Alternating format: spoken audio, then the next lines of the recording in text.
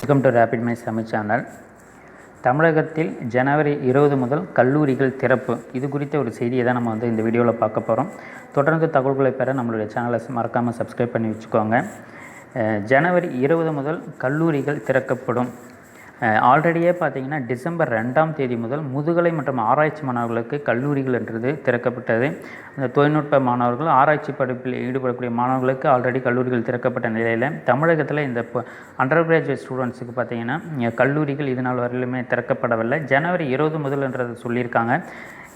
இந்த ஜனவரி 20 முதல் முதலாம் ஆண்டு மாணவர்கள் யாருக்கெல்லாம் கல்லூரிகள் திறக்கப்பட போகுதுன்னு பார்த்திங்கன்னா மருத்துவ கல்லூரிகளும் அதே மாதிரி பல் மருத்துவ கல்லூரிகள் இதில் படிக்கக்கூடிய மாணவர்களுக்கு தான் பார்த்திங்கன்னா முதலாம் ஆண்டு மாணவர்களுக்கு கல்லூரிகள் வரும் ஜனவரி முதல் திறக்கப்பட உள்ளது.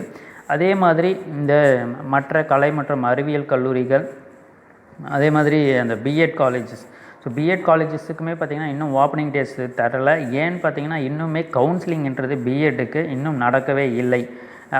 அதையுமே பார்த்திங்கன்னா மாணவர்கள் எதிர்பார்த்துட்ருக்காங்க. அதால் அந்த கவுன்சிலிங் முடிஞ்ச பிறகு தான் B.Ed காலேஜஸ்ன்றது எப்போது திறக்கப்படும்ன்றதுமே நம்ம எதிர்பார்க்க முடியும்.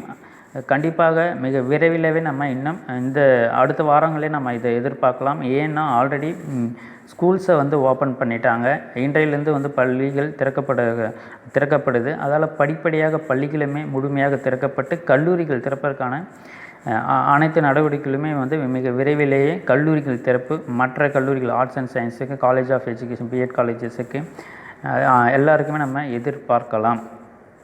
ஸோ தொடர்ந்து இது போன்ற தகவல்களை பெற நம்மளுடைய சேனலை சப்ஸ்கிரைப் பண்ணி வச்சுக்கோங்க.